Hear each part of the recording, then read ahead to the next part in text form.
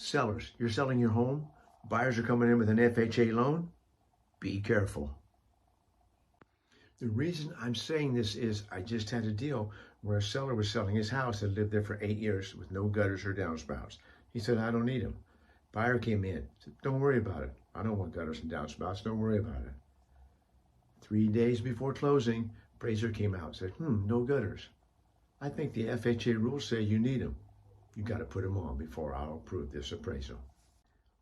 Now, as I did some research and as I read the FHA HUD rules and regulations, it doesn't specifically say you need gutters and downspouts on a home. It does say you have to have proper drainage away from the home. However, this appraiser read it as, yes, I think you do need gutters and downspouts. Now, you could be in a situation like me. 3 days before closing, buyer says, I don't want to pay for gutters and downspouts. Seller says, I don't want to pay for gutters and downspouts. Who's going to pay for them? Now, I'm not against FHA loans. They're a great loan. A lot of people use them. Sometimes first-time home buyers use them because the rates are a little better. However, the rules and regulations are a little different. Now, when you maybe disagree with an FHA appraiser, you can go back to the lender.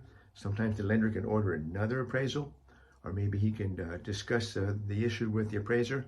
But most of the time, if you have an issue with an FHA appraiser, the FHA appraiser is going to win.